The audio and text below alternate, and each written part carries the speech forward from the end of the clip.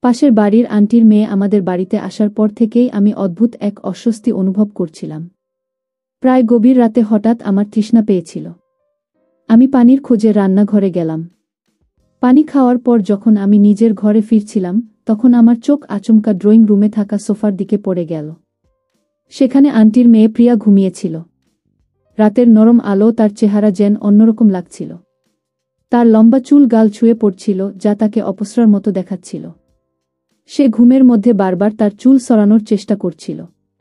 তার প্রতিটি নড়াচড়া, তার মৃদু শ্বাসের শব্দ এবং তার মুখের প্রশান্তি সবকিছুই যেন এক রহস্যময় অনুভূতি তৈরি করছিল। প্রিয়ার সরলতা আমাকে এক মুহূর্তের জন্য থমকে যেতে বাধ্য করেছিল। আমি নিজেকে সময় করার চেষ্টা করছিলাম, কিন্তু সেই রাতে প্রিয়ার সৌন্দর্য যেন আরও বেশি উজ্জ্বল হয়ে উঠেছিল। বাইরে কৌশলধারে বৃষ্টি আর বিদ্যুতের গর্জন আমার মনের অস্থিরতাকে আরও বাড়িয়ে তুলেছিল। প্রিয়া তখন সোফায় শুয়ে, আর আমি তার মুখের সরলতা ও সৌন্দর্যের মধ্যে হারিয়ে যাচ্ছিলাম। তার মুখের উপর এলোমেলো চুলের লট তাকে আরও বেশি মোহনীয় করে তুলছিল। ঠিক তখনই এক তীব্র বিদ্যুৎ চমকালো, আর প্রিয়া ভয়ে দৌড়ে এসে আমাকে জড়িয়ে ধরল। তার সেই হঠাৎ ছোঁয়া যেন আমাকে ভেতর থেকে নাড়া দিয়ে গেল। আমি আর কি করতাম? আমি তো একজন পুরুষ। আমি আমার আবেগকে নিয়ন্ত্রণ করতে পারিনি। সেই রাতে প্রিয়াকে। আমার নাম ঈশান। আমি একটি উচ্চ মাধ্যমিক বিদ্যালয়ের শিক্ষক হিসেবে কর্মরত। আমার বিয়ে হয়েছে ৩ বছর আগে। আমার স্ত্রী অনিতা এখন গর্ভবতী এবং আমরা আমাদের প্রথম সন্তানের জন্য অপেক্ষা করছি। অনিতা দেখতে খুবই সুন্দর এবং তার প্রতি আমার গভীর ভালোবাসা রয়েছে। এখন তার গর্ভাবস্থার ৮ম মাস চলছে, তাই তার এবং আমাদের অনাগত সন্তানের স্বাস্থ্য আমার প্রধান দায়িত্ব হয়ে দাঁড়িয়েছে। সাম্প্রতিককালে আমার স্কুল থেকে আমার বদলির আদেশ এসেছে। এই পরিবর্তন আমাদের জীবনে একটি নতুন অধ্যায় শুরু করার ইঙ্গিত দেয়া। কিন্তু সেই রাতে যা ঘটেছিল তার জন্য আমি প্রস্তুত ছিলাম না। আমার স্কুল থেকে বদলির চিঠি এসে গেল। আমাকে নতুন জায়গায় যেতে হবে। কিন্তু এই অবস্থায় অনিতাকে একা রেখে যাওয়া একেবারেই সম্ভব ছিল না। আমি আমার শ্বশুর-শাশুড়িকে ডেকে বিষয়টি জানালাম। অনেক আলোচনার পর সিদ্ধান্ত নেওয়া হলো যে এই সময় অনিতাকে তার বাবার বাড়িতে পাঠানোই সবচেয়ে ভালো হবে, যাতে তার ভালোভাবে যত্ন নেওয়া যায়। অনিতা বাবার বাড়িতে চলে যাওয়ার পর বাড়িতে একা থাকার অভিজ্ঞতা আমার জন্য খুবই কঠিন হয়ে পড়েছিল। বাড়ির ছোটবড় সমস্ত কাজ আমাকে একাই সামলাতে হচ্ছিল। ঠিক তখনই পেছনের গলিতে থাকা আমার এক দুঃসম্পর্কের আন্টি এবং তার মেয়ের সঙ্গে আমার আলাপ হলো। কিছুদিন আগে আমার মামার মৃত্যুর কারণে বাড়িতে অনেক আত্মীয়-স্বজনের আনাগোনা ছিল। একদিন আন্টি আমার বাড়িতে এসে জানতে চাইলেন, তোমার স্ত্রী কোথায়? আমি সবকিছু খুলে বললাম। কথোপকথনের সময় আমি আন্টিকে জানালাম যে বাড়ির কাজকর্ম সামলানোর জন্য আমার সাহায্যের প্রয়োজন। এ কথা শুনে আন্টি বললেন, তোমার গৃহকর্মীর দরকার নেই। আমি তো আছি। যতদিন তোমার স্ত্রী ফিরে না আসে আমি তোমার দেখাশোনা করব। আন্টির এই প্রস্তাবে আমি রাজি হয়ে গেলাম, কারণ এতে আমার অনেকটাই সুবিধা হবে। আমি ভেবেছিলাম তার এই সহযোগিতার জন্য তাকে কিছু অর্থ দিয়ে ধন্যবাদ জানাব। পরের দিন থেকেই আন্টি বাড়ির কাজে সাহায্য করতে শুরু করলেন। অনিতার অনুপস্থিতিতে আন্টি আমার বাড়িতে নিয়মিত আসতে শুরু করলেন। তিনি আমার খাবারদাবার ও অন্যান্য কাজকর্মের দায়িত্ব নিলেন। সবকিছু সুন্দরভাবে চলছিল, কিন্তু হঠাৎ একদিন আন্টি আমাকে জানালেন, ঈশান, আমাকে কয়েকদিনের জন্য আমার এক বান্ধবীর গ্রামে যেতে হবে। তার মেয়ের বিয়ে। সম্ভবত কয়েকদিন লাগবে। তবে তুমি চিন্তা করো না, আমি আমার মেয়েকে তোমার সাহায্যের জন্য দেব। সে তোমার খেয়াল রাখবে এবং বাড়ির কাজ করবে। প্রথমে আমি একটু অস্বস্তি অনুভব করছিলাম, কিন্তু কাজের চাপ এত বেশি ছিল যে আমি রাজি হয়ে গেলাম। আন্টি প্রতিশ্রুতি দিলেন যে তার মেয়ে আমার সমস্ত প্রয়োজনের যত্ন নেবে। আমি ভাবলাম, কঠিন সময়ে কেউ পাশে থাকলে তা তো ভালোই। পরের দিন স্কুলের ছুটি ছিল, তাই আমি একটু বিশ্রাম নেওয়ার পরিকল্পনা করেছিলাম। সকালবেলায় আমি সোফায় বসে চা খাচ্ছিলাম। ঠিক সেই সময় দরজার ঘণ্টি বাজল। আমি চায়ের কাপটি টেবিলে রেখে দরজা খুলতে গেলাম। দরজা খুলতেই আমার চোখ যেন স্থির হয়ে গেল, আর মনটা অস্থিরতায় ভরে উঠল। দরজার সামনে দাঁড়িয়েছিল এক অপরূপ সুন্দরী মেয়ে। তার চেহারায় ছিল নিষ্পাপ একটা সৌন্দর্য, আর তার পোশাক ছিল আধুনিক, যেন কোনো চলচ্চিত্রের চরিত্র থেকে উঠে আসা। আমি কয়েক মুহূর্তের জন্য বিস্ময়ে তাকিয়ে রইলাম। আমার হৃদস্পন্দন দ্রুত হয়ে গেল, যেন সময় থমকে দাঁড়িয়েছে। তার বড় বড় চোখগুলো কেমন জানি গভীর এক আকর্ষণ তৈরি করছিল। তার ঠোঁটের কোণে থাকা হালকা হাসিটা যেন আমার ভেতরের সব আবেগকে জাগিয়ে তুলল। আমি কথা বলার জন্য মুখ খুলতে গিয়েও থেমে গেলাম। কি বলবো, কিভাবে শুরু করব, কিছুই মাথায় আসছিল না। তার চোখের ভাষা পড়ার চেষ্টা করছিলাম, যেন সেখানে লুকিয়ে আছে অনেক অজানা গল্প। এই মেয়েটির উপস্থিতি যেন আমার জীবনের এক নতুন অধ্যায়ের সূচনা হতে চলেছে। মেয়েটি ধীরে ধীরে বলল, আমি প্রিয়া, তোমার আন্টির মেয়ে। মা আমাকে তোমার কাছে পাঠিয়েছেন। কি তার কণ্ঠস্বর যেন মনের মধ্যে এক অন্যরকম অনুভূতি সৃষ্টি করল। আমার হুঁশ ফিরে আসতেই আমি প্রিয়াকে ভেতরে আসতে বললাম এবং গভীরভাবে শ্বাস নিলাম। আন্টির মেয়ের কথা শুনেছিলাম আগে, কিন্তু এই প্রথম তাকে দেখলাম। প্রিয়া ঘরে ঢুকে চারদিকে একটু তাকালো। তারপর আমার দিকে ফিরে বলল, আপনি কি কাজগুলো করতে বলবেন? আমি তাকে বসতে ইশারা করলাম এবং ধীরে ধীরে বাড়ির কাজগুলো কিভাবে করতে হবে তা বোঝাতে শুরু করলাম। বুঝিয়ে দেওয়ার সময় আমি লক্ষ্য করলাম সে খুবই বুদ্ধিমতী এবং কাজগুলো দ্রুত বুঝে নিচ্ছে। তবে আমার মনে একটি প্রশ্ন ঘুরপাক খাচ্ছিল। আমি একটু সাহস নিয়ে জিজ্ঞাসা করলাম, প্রিয়া, তুমি তো বেশ বড় হয়েছ, তাহলে এ ধরনের শর্ট ড্রেস কেন পরেছ? আমার প্রশ্ন শুনে সে কিছুটা অবাক হলেও মুচকি হেসে বলল, এখনকার দিনে শহরে এমন পোশাকই পরা হয়। আর আমি বেশিরভাগ সময় বাড়িতেই থাকি, বাইরে যাওয়া হয় না। কিন্তু মা বলেছিলেন তোমার সাহায্য করতে হবে, তাই এখানে চলে এলাম। তার সহজ সরল উত্তর আমাকে কিছু বলার সুযোগ দিল না। আমি চুপচাপ বসে রইলাম। প্রিয়া ঘরের কাজ শুরু করে দিল এবং খুবই আন্তরিকভাবে সবকিছু পরিষ্কার করতে লাগল। আমি তাকে এক দৃষ্টিতে দেখছিলাম। তার কাজের প্রতি মনোযোগ দেখে আমি ভাবলাম, এত সুন্দর এবং তরুণ মেয়ে হয়ে কেন সে এত পরিশ্রম করছে? আমার মনে হঠাৎ আন্টির প্রতি একটু ক্ষোভ জাগল। আমি মনে মনে ভাবলাম, আন্টি কেন তার মেয়েকে এমন পোশাক পরতে দেয় না এবং এতদিনে কেন তার বিয়ে হয়নি? কিছুক্ষণ পরে আমি প্রিয়ার কাজের প্রতি মনোযোগ সরিয়ে নিজের কাজে ব্যস্ত হয়ে পড়লাম। আমার মনে জমে থাকা প্রশ্নটি আর চেপে রাখতে পারলাম না। আমি প্রিয়াকে জিজ্ঞেস করেই ফেললাম, প্রিয়া, তোমার এখনো বিয়ে হয়নি কেন? প্রিয়া কিছুক্ষণ নীরব রইল। তারপর হালকা হেসে বলল, বিয়ের জন্য তো অনেক টাকা প্রয়োজন। মা একাই সব কিছু সামলান। সংসারের সব দায়িত্ব তার উপর। এ অবস্থায় বিয়ের কথা ভাবার সময় বা কোথায় তার? তার কথাগুলোর মধ্যে এক ধরনের চাপা বেদনা ছিল, যা আমি স্পষ্টই অনুভব করলাম। আমি তাকে বোঝানোর চেষ্টা করলাম, প্রিয়া, তুমি এত সুন্দরী। যে কোনো ছেলেই তোমার মতো মেয়েকে বিয়ে করতে চাইবে। তোমার বিয়ের জন্য টাকা কোনো বড় সমস্যা হওয়া উচিত নয়। কিন্তু প্রিয়া আমার কথার কোনো উত্তর দিল না। তার চেহারায় এক ধরনের অদ্ভুত শান্তি ছিল, যা আমাকে আরও বেশি চিন্তায় ফেলে দিল। প্রিয়া আমার বাড়িতে প্রতিদিন আসতে শুরু করল। সে এমন সহজ সরলভাবে এবং মন দিয়ে কাজ করত যে অল্প সময়ের মধ্যেই তার প্রতি আমার একটা বিশেষ টান অনুভব করতে লাগলাম। তবে কিছুদিন পরে আমি তার আচরণে একটু অদলবদল লক্ষ্য করলাম। একদিন আলাপের সময় প্রিয়া হঠাৎ আমার স্ত্রী সম্পর্কে প্রশ্ন করতে শুরু করল। আমি কোনো দ্বিধা ছাড়াই তাকে সবকিছু জানিয়ে দিলাম। আমার কথা শুনে প্রিয়ার মুখে অদ্ভুত এক আনন্দের ছাপ ফুটে উঠল। তার চোখ মুখে যেন একটা আলাদা উজ্জ্বলতা দেখা দিল। মনে হচ্ছিল সে খুশি এই ভেবে যে অনিতা আরও কয়েক মাস বাড়ি ফিরছে না। এরপর থেকে প্রিয়ার আচরণ আরও অদ্ভুত হয়ে উঠল। সে শুধু কাজ করেই ক্ষান্ত থাকত না, বরং প্রতিদিন আমার জন্য নতুন নতুন রান্না করত। তার রান্না এতই সুস্বাদু হতো যে মনে হতো সে সত্যিই মন দিয়ে কাজ করছে। যদিও আমি এসব বিষয়কে তার দায়িত্বের অংশ হিসেবে উপেক্ষা করতাম। কিছুদিন পরে আমি লক্ষ্য করলাম, প্রিয়া আমার পছন্দকে বিশেষ গুরুত্ব দিচ্ছে। সে এমন পোশাক পরত যা আমার ভালো লাগে, আর আমার ছোট ছোট কথা বোঝার চেষ্টা করত। আমি তাকে কয়েকবার বলেছিলাম, প্রিয়া, তোমার কাজ যতটুকু বলেছি ততটুকুই করো। এর বেশি করার দরকার নেই। কিন্তু সে কখনোই আমার কথা শুনত না। ধীরে ধীরে আমি অনুভব করতে লাগলাম, প্রিয়া যেন আমার স্ত্রীর মতো আচরণ করছে। সে মাঝে মাঝে আমার সামনে শাড়ি পরে আসত, যা আমাকে হতবাক করত।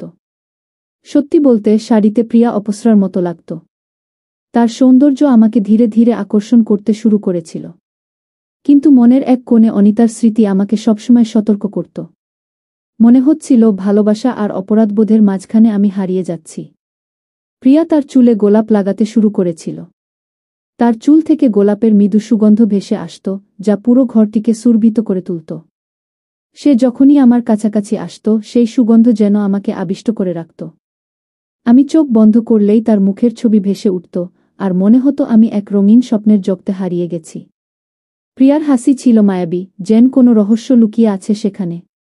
তার চোখের দিকে তাকালে মনে হতো তারা কিছু বলতে চাইছে, কিছু না বলা কথা, যা আমার হৃদয়কে নাড়া দিয়ে যাচ্ছিল। আমি নিজের মনকে শান্ত করার চেষ্টা করছিলাম, কিন্তু তার উপস্থিতি যেন সব প্রতিরোধ ভেঙে দিচ্ছিল। প্রিয়ার এই পরিবর্তিত রূপ আমাকে ক্রমশই বিভ্রান্ত করে তুলছিল। মনে হচ্ছিল আমি এমন এক অনুভূতির দোলাচলে আটকে পড়েছি, যেখান থেকে বেরিয়ে আসা অসম্ভব। একদিন আমি প্রিয়ার সঙ্গে কথায় কথায় তার মায়ের বিষয়ে জিজ্ঞাসা করলাম। আমি বললাম, প্রিয়া, আন্টি কবে ফিরবেন? প্রিয়া একটু থেমে জবাব দিল, বিয়ের জন্য মা গ্রামে গেছেন। সেই বিয়েটা এখনো হয়নি, হয়তো আরও কিছুদিন লাগবে। তার কথা শুনে আমি কিছুক্ষণ চুপ করে রইলাম।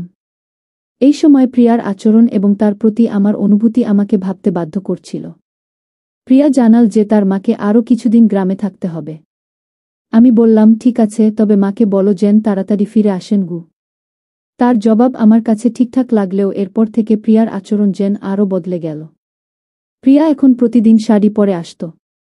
শাড়ির সঙ্গে তার চুলে গোলাপ লাগানো থাকত, যা তাকে আরও আকর্ষণীয় করে তুলত। সে ঘরের কাজ এমনভাবে করত যে মনে হতো এটি শুধু কাজ নয়, বরং আমার কাছে আসার একটা চেষ্টা। তবে তার এই পরিবর্তন সত্ত্বেও আমার মনের একটা বড় অংশ আমাকে অনিতার কথা মনে করিয়ে দিত। অনিতার সরলতা, তার প্রতি আমার দায়িত্ববোধ, সবকিছুই আমাকে সবসময় সচেতন রাখত। প্রিয়ার এই ব্যবহার আমাকে দ্বিধাগ্রস্ত করে তুলেছিল। আমি বুঝতে পারছিলাম আমার এই অবস্থান ঠিক কিভাবে সামলানো উচিত। প্রিয়ার প্রতি আমার অনুভূতিগুলো সবসময় আমাকে তার ব্যাপারে ভুল চিন্তা থেকে বিরত রাখত। একদিন আমি প্রিয়াকে বললাম, তুমি যদি সম্পূর্ণ পোশাক পরে আসতে তাহলে ভালো হতো। আমি ছোট পোশাকে তোমার সামনে কিছুটা অস্বস্তি অনুভব করি। তবে প্রিয়া আমার এই অনুরোধকে খুব একটা গুরুত্ব দিল না। সে সবসময় আত্মবিশ্বাসে পূর্ণ থাকে, যেন তাকে কেউ থামাতে পারবে না। তার আচরণ ও পোশাকে এমন একটা আত্মপ্রত্যয়ের ঝলক থাকত, যেখানে নিজের জন্য সে কোনো সীমাবদ্ধতা দেখতে পেত না। কিন্তু একদিন এমন একটি ঘটনা ঘটল, যা আমার পুরো জীবন বদলে দিল। আমি আজও সেই দিনের কথা মনে করে অবিশ্বাসে ভুগি। সেদিন প্রিয়া প্রতিদিনের মতো সব কাজ শেষ করে বাড়ি ফেরার প্রস্তুতি নিচ্ছিল। ঠিক তখনই আচমকা মুষলধারে বৃষ্টি শুরু হল। বৃষ্টিটা এতটাই প্রবল ছিল যে বাইরে বের হওয়া একেবারে অসম্ভব হয়ে পড়েছিল। প্রিয়ার কাছে ছাতাও ছিল না, আর তার বাড়ি ছিল অনেক দূরে। পরিস্থিতি দেখে আমি বললাম, প্রিয়া, আজ রাতটা তুমি এখানেই থেকে যাও। এত প্রবল বৃষ্টিতে বাইরে যাওয়া নিরাপদ নয়। সে প্রথমে একটু দ্বিধায় পড়েছিল, কিন্তু পরে আমার কথা মেনে নিল। আমি তাকে বোঝালাম, তোমার মা গ্রামে আছেন এবং তোমার বাড়িতেও কেউ নেই, তাই এখানেই থাকা তোমার জন্য সঠিক হবে। প্রিয়া রাজি হয়ে রান্নাঘরে গেল এবং আমাদের জন্য খাবার প্রস্তুত করতে লাগল। যখন খাবার প্রস্তুত হল, তখনও বৃষ্টি আরও তীব্র হয়ে চলছিল। আমরা একসঙ্গে খাবার খেলাম। প্রিয়ার স্বভাব খুবই সহজ সরল এবং প্রাণবন্ত ছিল। তার এই আচরণ আমার মনের দ্বিধাগুলো অনেকটাই কমিয়ে দিল। খাওয়ার পর আমি তাকে বললাম, তুমি হলের সোফায় ঘুমিয়ে পড়ো, আর আমি আমার ঘরে ঘুমাচ্ছি। দিনভর কাজের ক্লান্তিতে সে দ্রুত ঘুমিয়ে পড়ল। আমি নিজের ঘরে গিয়ে মোবাইলে কিছু দেখতে শুরু করলাম, কিন্তু মনটা শান্ত ছিল না। প্রিয়ার উপস্থিতি আমাকে অদ্ভুতভাবে অস্থির করছিল। রাত প্রায় মাঝখান। হঠাৎ পিপাসা পেল। আমি রান্নাঘরে গিয়ে পানি খেলাম। ফিরে আসার সময় হঠাৎ চোখ গেল সোফার দিকে, যেখানে প্রিয়া ঘুমাচ্ছিল। রাতের নরম আলোতে তার মুখ একদম ভিন্ন দেখাচ্ছিল। সে যেন কোনো অপ্সরা। তার লম্বা চুল গাল ছুঁয়ে পড়ছিল, আর ঘুমের মধ্যেই বারবার চুল সরানোর চেষ্টা করছিল। তার প্রতিটি নড়াচড়া, মৃদু নিঃশ্বাসের শব্দ আর মুখের সৌরভতা আমাকে থমকে দিয়েছিল।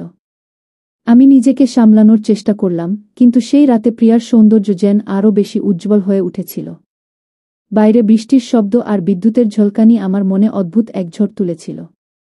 বৃষ্টির তীব্র ধারা আর বিদ্যুতের গর্জন যেন আমার অস্থিরতাকে আরও বাড়িয়ে তুলছিল। প্রিয়া তখন সোফায় শুয়েছিল। তার মুখের সরলতা আর সৌন্দর্যের মাঝে আমি যেন হারিয়ে যাচ্ছিলাম।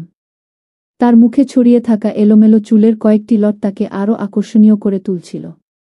হঠাৎ একটি প্রচণ্ড বজ্রপাত হল। ভয়ে প্রিয়া দ্রুত উঠে দাঁড়ালো এবং আতঙ্কে আমাকে জড়িয়ে ধরল। তার এই অপ্রত্যাশিত স্পর্শ যেন আমাকে ভেতর থেকে নাড়া দিয়ে গেল। আমি তার পিঠে হাত রেখে তাকে শান্ত করার চেষ্টা করলাম।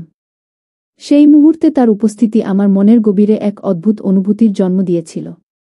আমি নিজেকে স্থির রাখার চেষ্টা করছিলাম, কিন্তু তার চোখের ভয় এবং আমাদের এত কাছে থাকার অভিজ্ঞতা আমার ভেতরের ইচ্ছেগুলোকে আরও জাগিয়ে তুলছিল। বাইরে ঝড়ের গর্জন চলছিল, কিন্তু আমার মনের ভেতরে চলছিল আরেক রকমের অস্থিরতা। আমি তাকে সান্ত্বনা দিতে আলতোভাবে কাছে টেনে নিলাম। সে ভয়ে আরও বেশি করে আমাকে আগড়ে ধরল। মনে হচ্ছিল আমাদের দুজনের অস্তিত্ব যেন এক হয়ে যাচ্ছে। বৃষ্টির ধারাপাত অবিরাম চলছিল, থামার কোনো লক্ষণ দেখা যাচ্ছিল না। তার উষ্ণতা আমাকে সেই অনুভূতিগুলোর কথা মনে করিয়ে দিচ্ছিল, যা আমি বহুদিন ধরে নিজের মধ্যে লুকিয়ে রেখেছিলাম। হঠাৎ প্রিয়া নিচু স্বরে বলল, ঈশান, তোমাকে প্রথম যেদিন দেখেছিলাম সেদিন থেকেই আমি তোমাকে পছন্দ করি। তাই আমি সবসময় তোমার কাছাকাছি থাকার অজুহাত খুঁজতাম। তার কথাগুলো আমার হৃদয়ে এক অদ্ভুত ছাঁকুনি দিল। সে এতটা খোলামেলা তার অনুভূতি প্রকাশ করছিল। আর আমি নিজেকে সংযত রাখার জন্য লড়াই করছিলাম। সেই রাতে আমরা দুজনেই একে অপরের উপস্থিতিতে জ্ঞান হারিয়ে গিয়েছিলাম। বৃষ্টি ধীরে ধীরে থেমে গিয়েছিল। প্রিয়া আমার কাছ থেকে একটু দূরে সরে গিয়ে শান্তভাবে ঘুমানোর চেষ্টা করল। কিন্তু আমার মধ্যে তখন অপরাধবোধ আর নানা চিন্তার ঢেউ উঠছিল। সারারাত আমি জেগেছিলাম। নিজের ভেতরে চলমান দ্বন্দ্বের সঙ্গে লড়াই করছিলাম। ভোরবেলা যখন ঘুম ভাঙল, আমি দেখলাম প্রিয়া এখনও আমার পাশে ঘুমিয়ে আছে। আমার হৃদয় তখন জোরে ধুকপুক করছিল। দ্রুত নিজেকে সামলে নিয়ে আমি ধীরে ধীরে প্রিয়াকে সরিয়ে দিলাম এবং ঘর থেকে বেরিয়ে এলাম। আমার মন তখন হাজারো প্রশ্নে জর্জরিত। সেই রাতের ঘটনাগুলো আমাকে এক অদ্ভুত দ্বিধার মাঝে ফেলে দিয়েছিল। মনে প্রশ্নের ঝড় উঠেছিল। যদি অনিতা সবকিছু জানতে পারে, তবে সে কি ভাববে? সে কি আমাকে ক্ষমা করতে পারবে? আমাদের সন্তান যে শিগগিরই পৃথিবীতে আসবে, সে কি কখনো তার বাবাকে সম্মানের চোখে দেখবে? আত্মীয় স্বজন আর সমাজ কি বলবে? আমি কি আমার পরিবার আর দায়িত্বের কথা ভুলে গেছি? এই সমস্ত প্রশ্ন আমার মনে যেন এক বিশাল বোঝার মতো চেপে বসেছিল। আমি নিজেকে দোষারোপ করতে শুরু করলাম। ভেতরে ভেতরে কষ্টে জর্জরিত হয়ে পড়ছিলাম। কিছুক্ষণ পর প্রিয়া স্নান সেরে আমার ঘরে প্রবেশ করল। তার মুখ ছিল শান্ত, কিন্তু তার চোখে এক অদ্ভুত অনুভূতির ছাপ স্পষ্ট ছিল। সে মাথা নিচু করে বলল, ঈশান, গত রাতে যা ঘটেছে আমি কখনোই তা ভুলতে পারব না। তার কথাগুলো শোনার পর আমি আরও বেশি অপরাধবোধে ভুগতে লাগলাম। মনে হচ্ছিল আমি যেন নিজের ভুলের ভার সইতে পারছি না। আমি আরও বেশি অস্থির হয়ে পড়লাম। তাড়াতাড়ি বললাম, প্রিয়া, আমাকে ক্ষমা করে দাও। এটা সব আমার দোষ। আমার এমন করা উচিত ছিল না। কিন্তু প্রিয়া আমার কথা মাঝপথে থামিয়ে দিয়ে বলল, থামো ঈশান। তোমাকে ক্ষমা চাইতে হবে না। দোষ আমারই ছিল। আমি যেদিন থেকে তোমার বাড়িতে এসেছি, তুমি কখনো আমাকে ভুল চোখে দেখোনি। তোমার এই ব্যবহারে আমি মুগ্ধ হয়েছি। সে আরও বলল, তুমি একদিন আমাকে ছোট পোশাক না পরে পুরো পোশাক পরতে বলেছিলে। এই কথাটি আসলে আমার মায়ের বলার কথা ছিল, কিন্তু তুমি সেটা বলেছ আমার সম্মানের কথা ভেবে। তুমি সবসময় আমার ভালোর কথা ভেবেছ, আর এটাই আমাকে তোমার দিকে আকৃষ্ট করেছে। তার এই কথাগুলো শুনে আমি আরও বেশি অস্বস্তিতে পড়ে গেলাম।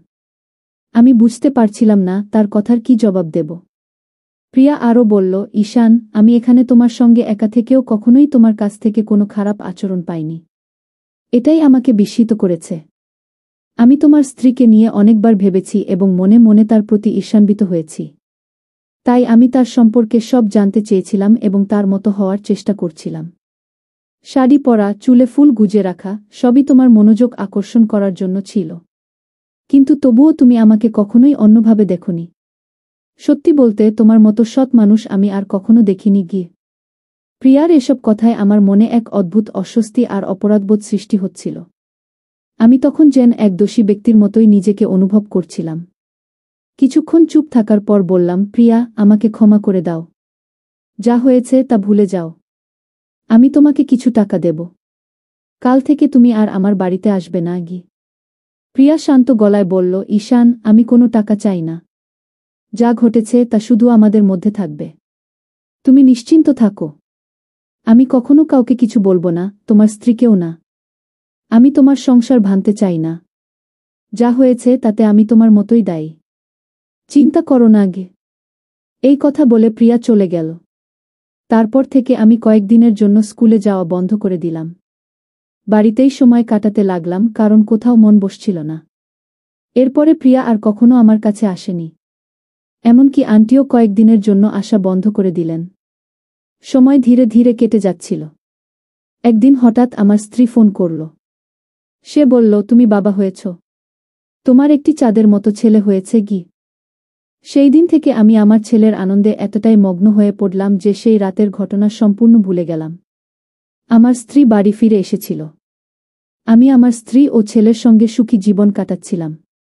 কিন্তু একদিন হঠাৎ দরজার বেল বাজল। আমি দরজা খুলে দেখলাম দরজার সামনে একটি উপহার রাখা রয়েছে। আমি চারপাশে তাকালাম কিন্তু কাউকে দেখতে পেলাম না। এরপর আমি উপহারটি তুলে নিলাম এবং বাড়ির ভেতরে এসে ধীরে ধীরে সেটি খুললাম। উপহারটির ভিতরে ছিল ছোট শিশুর খেলনা, নরম তুলতুলে জামাকাপড় এবং একটি লাল গোলাপ। মুহূর্তেই বুকের ভেতরটা কেঁপে উঠল। বুঝতে আর বাকি রইল না, এটি প্রিয়া রেখে গিয়েছে। মনের মধ্যে এক অদ্ভুত ভারী অনুভূতি তৈরি হল। স্মৃতিগুলো চোখের সামনে ভেসে উঠতে লাগল। তার হাসি, তার ছোঁয়া আর সেই দিনগুলোর কথাগুলো বারবার মনে পড়তে লাগল। ঠিক তখনই আমার স্ত্রী জিজ্ঞাসা করল, এই উপহারটি কে রেখে গেল? আমি চুপ করে দাঁড়িয়ে রইলাম। চোখ পড়ল উপহারের সঙ্গে রাখা একটি চিঠির দিকে। হাত কাঁপতে কাঁপতে চিঠিটি তুললাম এবং পড়তে শুরু করলাম। চিঠিতে আমার ছেলের জন্য শুভকামনা জানানো হয়েছিল। প্রতিটি শব্দ যেন আমার হৃদয়কে টেনে বের করে আনছিল। কিন্তু প্রেরকের নামের জায়গাটি ফাঁকা ছিল। মনে হচ্ছিল সেই ফাঁকা জায়গা যেন প্রিয়ার অস্তিত্বের ছায়া হয়ে রয়ে গেছে। আমি স্ত্রীর দিকে তাকিয়ে হাসির আড়ালে চোখের জল লুকিয়ে বললাম, এটি হয়তো কেউ শুভেচ্ছা পাঠিয়েছে গু। সে কিছু বলতে যাচ্ছিল কিন্তু ঠিক তখনই আমাদের ছেলে জোরে কেঁদে উঠল। স্ত্রী সবকিছু ভুলে তাড়াতাড়ি ছেলের কাছে ছুটে গেল। আমি এক মুহূর্ত দাঁড়িয়ে রইলাম। মনে হলো আমার ভেতরের এক অংশ যেন চিরতরে হারিয়ে গেল। এরপর থেকে আমি আর কখনো প্রিয়াকে দেখতে পাইনি। সে তার কথা রেখেছিল, নিজেকে হারিয়ে আমার সংসারকে সুখ এবং শান্তির আশ্রয় দিয়েছিল। আমি জানি কোথাও না কোথাও থেকে সে এখনো আমাদের দেখে হাসছে। বন্ধুরা, এই ছিল আজকের গল্প। যদি এই গল্পটি ভালো লেগে থাকে তাহলে দয়া করে ভিডিওটি লাইক করুন, শেয়ার করুন এবং আমাদের চ্যানেলটি সাবস্ক্রাইব করুন। পাশে থাকা বেল আইকনটি প্রেস করুন যাতে করে আমরা যখনই নতুন ভিডিও আপলোড করি তার নোটিফিকেশন সবার আগে আপনার কাছে পৌঁছে যায়। ধন্যবাদ। দেখা হবে আমাদের পরবর্তী ভিডিওতে।